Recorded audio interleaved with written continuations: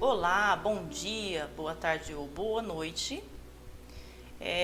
O intuito desse vídeo que eu estou gravando é para falar um pouquinho da segunda carta do apóstolo Pedro. O panorama da segunda epístola universal é semelhante à primeira, em que os cristãos e discípulos estavam vivendo em sofrimento e perseguição. Esta epístola foi escrita por volta do ano 63 depois de Cristo. Baseados em estudos de teólogos, mais ou menos, foi isso aí, 63 depois de Cristo. E a gente pode observar que não teve um público-alvo, e muito menos ele menciona alguma região geográfica. Esta carta é uma verdadeira exortação aos falsos mestres, que estavam infiltrando-se na igreja. Ele Pedro faz um discurso forte em combate às práticas libertinas desses falsos mestres. Lá em 2 Pedro, podemos ver, lá em 2 Pedro 2, do 1 ao 14, e os compara ali com Balaão, o profeta que induziu por meio de Balaque o povo judeu a pecar contra Deus. Também podemos ver isso em Apocalipse 2,14. Essa história encontramos em Números 31 também.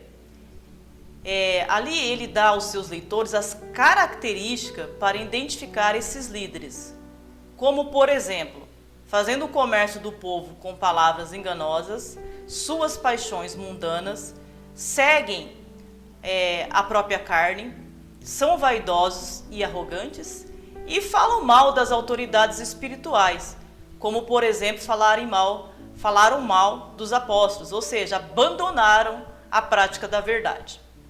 E a epístola de 2 Pedro também, ali nos descorre o tratamento de assuntos caseiros, expondo alguns degraus em que o crente deve superar para ter um crescimento espiritual, né? Ou seja, bem desenvolvido. Estes degraus vocês vão conseguir agora fazer essa linha de raciocínio comigo. Esses degraus são a virtude, o conhecimento, o domínio próprio, a perseverança, a piedade, a fraternidade e o amor. É um conjunto que em tudo isso, exortando ali a igreja, cabe para nós nos dias atuais seguir enumerados o que Pedro ali quis relatar, quis escrever ali aquele antigo tempo, aquela igreja. Mas que para nós também nos dias atuais devemos seguir isso. Quanto maior for o desenvolvimento destes degraus, maior será o conhecimento a respeito de Cristo e da sã doutrina, para que a gente venha obedecer, né, a palavra de Deus, venha dar testemunho para a nossa família, para nossos vizinhos, para a sociedade, enfim, para todos. Pedro, nesta carta, ele explica aos seus leitores sobre a segunda vinda de Cristo. E ali ele fala que os falsos líderes mentiam, dizendo que Cristo já haveria de ter voltado. E o apóstolo diz também que o tempo de Deus é totalmente diferente do nosso, ou seja, que o relógio de Deus, dizendo assim em minhas palavras, não tica como o nosso. Então Deus, ali, né, Pedro falando, ele cumprirá todas as promessas, como cumpriu as anteriores no Velho Testamento. Pedro também enfatiza que dois baluartes da fé podem trabalhar juntos, como Paulo e ele. E também o elogia, lá em 2 Pedro 2, 15, 16, está mostrando a naturalidade dos verdadeiros líderes de reconhecer o trabalho um do outro.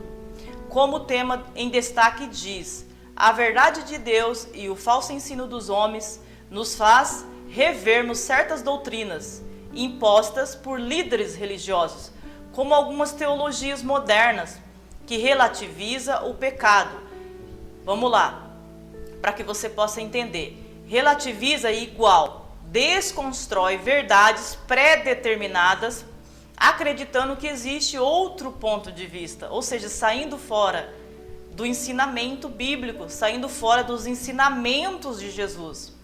Líderes que são extrativistas, ou seja, explora e suga tudo que o seu rebanho tem e depois os deixa totalmente destruídos, sem a verdadeira esperança em Jesus Cristo. Eu poderia falar inúmeras coisas aqui. Eu poderia relatar muita coisa sobre a segunda carta de Pedro.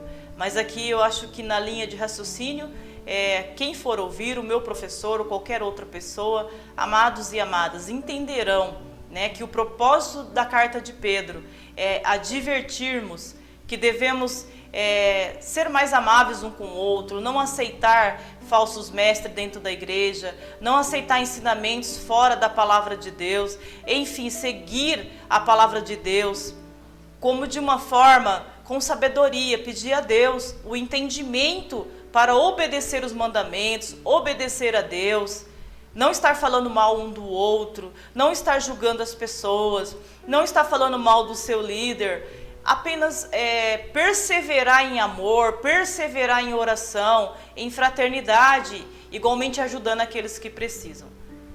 Paz seja com todos, Deus os abençoe.